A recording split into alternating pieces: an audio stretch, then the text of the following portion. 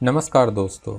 Biodiversity या जैव विविधता से जुड़ी हुई खबरों को हम अक्सर न्यूज़पेपर, मैगजीन या सोशल मीडिया पे देखते हैं और कहीं कहीं इसे हम कंफ्यूज होते हैं इकोसिस्टम, फॉरेस्ट और एनवायरनमेंट के साथ, जबकि इन सारे टॉपिक्स का अपना अलग अलग महत्व होता है। आज हम इस वीडियो में समझने की कोशिश करेंगे कि क्या है बायोडायवर्सिटी और क्यों ये ज़रूरी है समझना, ना सिर्फ स्टूडेंट्स के लिए बल्कि हर एक व्यक्ति के। चलिए दोस्तों, सबसे पहले हम समझने की कोशिश करते हैं बायोडायवर्सिटी होता क्या है। बायोडायवर्सिटी होता है variety of life on the earth. इसमें दो चीज़ों पे फोकस किया जाता है। पहला, वैरायटी होनी चाहिए, विभिन्नता होनी चाहिए। और किस में विभिन्नता होनी चाहिए? लाइफ में, लिविंग कंपोनेंट में विभिन्नता होनी चाहिए। ये बायोडायवर्सिटी तीन स्केल पे देखा जाता है, जेनेटिक, स्पेसीज और इकोसिस्टम स्केल पे, तीन डिफरेंट लेवल्स पे। बायोडायवर्सिटी को बेहतर तरीके से समझने के लिए यहाँ पे दिए गए तीन इमेज को हम देखते हैं। पहले इमेज में आप देखते हो कि यहाँ पे अलग अलग तरह के फर्नीचर हैं, यानी कि वैरायटी है, लेकिन यहाँ पे लिविंग कंपोनेंट नहीं है, यहाँ पे लाइफ नहीं है। इसलिए इस इमेज में हम बोल सकते हैं कि यहाँ पे बायोडायवर्सिटी नहीं है। सेकेंड इमेज में आप बोल सकते हो कि इसमें अलग अलग तरह के प्लांट हैं, यानी यहाँ पे वैरायटी है, विभिन्नता है, और ये सारे प्लांट लिविंग ऑर्गेनिज्म हैं, लिविंग कंपोनेंट हैं। तो इसे हम बोल सकते हैं कि इसमें दोनों कंडीशन फुलफिल हो रही हैं, इसीलिए बायोडायवर्सिटी है। नेक्स्ट इमेज, थर्ड इमेज को हम देखते हैं। इसमें अलग अलग तरह के एनिमल्स दिखाए गए हैं और इन सारे एनिमल्स में एक डाइवर्सिटी है, एक वैरायटी है, सारे ऑर्गेनिज्म लिविंग हैं। तो हम बोल सकते हैं इस तीसरे इमेज को भी हम बायोडायवर्सिटी की श्रेणी में रख सकते हैं। चलिए अब हम देखते हैं बायोडायवर्सिटी कितने तरह के हो सकते हैं। बायोडायवर्सिटी मुख्यतः तीन तरह के होते हैं। एक होता है जेनेटिक, दूसरा होता है स्पेसीज और तीसरा होता है ecosystem. Genetic, species and ecosystem. इन तीन तरह के बायोडायवर्सिटी में जब हम जेनेटिक बायोडायवर्सिटी को देखते हैं तो हम ऐसा देखते हैं कि ये जो डाइवर्सिटी है किसी एक ही स्पेसीज में देखने को मिलती है। जैसे इस इमेज में देख सकते हैं, ये सारे बनानास एक ही स्पेसीज के हैं, लेकिन इन बनाना में के कलर में और टेस्ट में डिफरेंस होता है, क्योंकि इनके अंदर जेनेटिक डाइवर्सिटी है। जेनेटिक डाइवर्सिटी होता किन की वजह से? तो जेनेटिक डाइवर्सिटी होता है जीन्स की वजह से।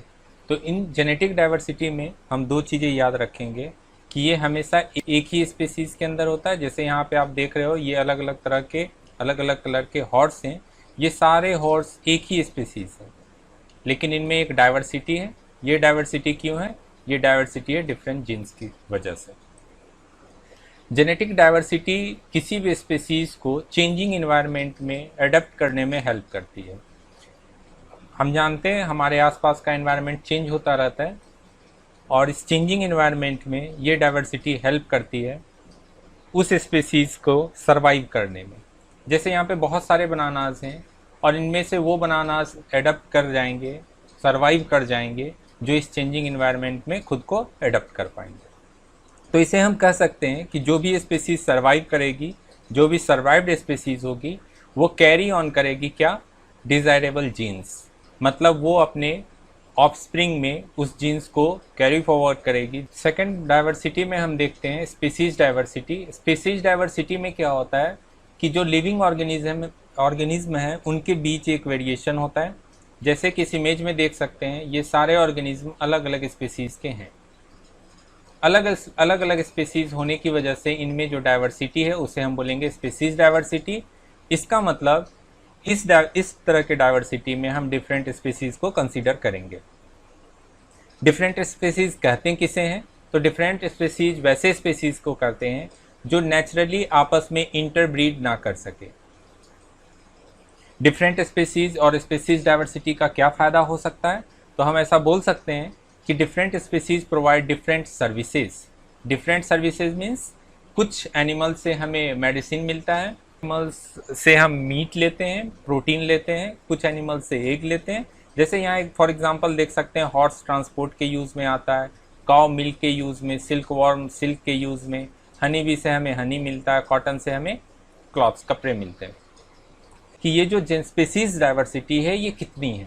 अगर हम देखें पूरे अर्थ में आज तक जो एस्टिमेट किया गया है वो अप्रॉक्सीमेटली 8.7 मिलियन स्पीसीज को टैग किया गया है। 8.7 मिलियन स्पीसीज का मतलब रफली 87 लैक्स पूरी दुनिया में ये देखा गया है, जिसमें देखा गया है कि 2.2 मिलियन करीब करीब 22 लाख के आसपास जो स्पीसीज हैं वो क्या है, मैरिन्स हैं, मतलब समुद्र में मिलते हैं। कुछ साइंटिस्ट ने ऐसा अनुमान लगाया है कि आज तक हमने जितनी भी स्पीसीज को एस्टिमेट करने की कोशिश की है, जितने भी स्पीसीज को हम टैग कर पाए हैं, एस्टिमेट कर पाए हैं, उसमें से मोर देन 80% स्पीसीज अभी तक अनडिस्कवर्ड है। अनडिस्कवर्ड का मतलब है कि यहाँ पे कि हम मोर देन 80% स्पीसीज को अभी तक देख भी नहीं पाए हैं, जो अनडिस्कवर्ड हैं, जो कहीं ना कहीं लैंड या समुद्र के गहराई में उपस्थित हैं। यहाँ पे हम देख सकते हैं कि बोला गया है 80% जो लैंड स्पीसीज है और 91% जो समुद्र के स्पीसीज हैं वो आज भी क्या है, अनडिस्कवर्ड है, जिसे अभी भी उनके बारे में बहुत सारी जानकारी रिसर्चर्स को नहीं है। कुछ रिसर्चर्स का मानना है कि अर्थ जो है वो होम हो सकता है 1 ट्रिलियन स्पीसीज का। तो इन तीनों में बेसिकली डिफरेंस क्या है कि इसे हम टैग कर चुके हैं, इसे हम एस्टिमेट कर चुके हैं। इसमें है कि बहुत सारे साइंटिस्ट का ऐसा मानना है कि मोर देन 80% स्पीसीज आज की डेट में भी अनडिस्कवर्ड हैं। और कुछ रिसर्चर मानते हैं कि अगर हम टोटल देखें तो टोटल 1 ट्रिलियन स्पीसीज हो सकते हैं इस प्लैनेट पे, इस अर्थ पे, जिसका हमने सिर्फ और सिर्फ 1,000% ही आइडेंटिफाई कर पाए। ये काफ़ी इंपॉर्टेंट है। इसका मतलब क्या कि हम मेज़र जो है, जो बहुत सारे स्पीसीज हैं, उसको आज भी हम आइडेंटिफाई नहीं कर पाए हैं। यहाँ पे आप देख सकते हैं कि ओनली 1,000% आइडेंटिफाइड, मतलब क्या कि मतलब हम 1% का भी 1000वां हिस्सा ही आइडेंटिफाई कर पाए हैं। इस एस्टिमेट के अकॉर्डिंग होंगे कितने स्पीसीज, 1 ट्रिलियन स्पीसीज इस अर्थ पे हो सकते हैं। ये डिफरेंट रिसर्चर्स का अपना अपना मत है। डिटेल्स में पढ़ने के लिए आप इस लिंक पे जाके स्टडी कर सकते हैं। थर्ड, जब हम बायोडाइवर्सिटी को देखते हैं तो थर्ड बायोडाइवर्सिटी को बोलते हैं इकोसिस्टम या कम्युनिटी डाइवर्सिटी। इसमें हम देखते हैं कि इकोसिस्टम मतलब हैबिटेट। यहाँ पे हम देखते हैं ये डिजर्ट हैबिटेट है जहाँ पे रेनफॉल काफ़ी कम है। सेकंड है आपका ग्रासलैंड। ग्रासलैंड में मॉडरेट हल्की फुल्की बारिश होती है। ये टुंड्रा, टेम्परेचर काफ़ी कम होता है और ये तो हम सारे जानते हैं ओशेनिक लाइफ है, समुद्र की लाइफ है। तो इन सब में हम देखते हैं कि ये सारा इकोसिस्टम मतलब हैबिटेट ही डिफरेंट है, और डिफरेंट हैबिटेट की वजह से यहाँ पे अलग तरह के स्पीसीज होंगे, यहाँ पे अलग तरह के स्पीसीज की कम्युनिटी होगी, और यहाँ पे अलग तरह के स्पीसीज की कम्युनिटी होगी। कम्युनिटी का मतलब होता है कई तरह के स्पीसीज, कई तरह के जब डिफरेंट स्पीसीज एक हैबिटेट में रहते हैं तो उसे हम बोलते हैं कम्युनिटी डाइवर्सिटी। तो यहाँ पे हम देख सकते हैं कि 1 कम्युनिटी, 2 कम्युनिटी, 3 कम्युनिटी, 4 तरह के अलग अलग इकोसिस्टम है, और इस तरह से हम कह सकते हैं कि यहाँ पे क्या है, कम्युनिटी डाइवर्सिटी है। एग्जाम्पल क्या है, तो एग्जाम्पल यहाँ पे है कि फॉरेस्ट हो गया, ग्रासलैंड हो गया, पॉन्ड, डेजर्ट, वेटलैंड एक्सेट्रा को हम क्या बोलेंगे, इकोसिस्टम डाइवर्सिटी, क्योंकि यहाँ पे क्या है, हैबिटेट का डिफरेंस है, और हैबिटेट के डिफरेंस की वजह से यहाँ पे डिफरेंट स्पीसीज हैं। इसका मतलब क्या कि डिफरेंट स्पीसीज मतलब डिफरेंट कम्युनिटी।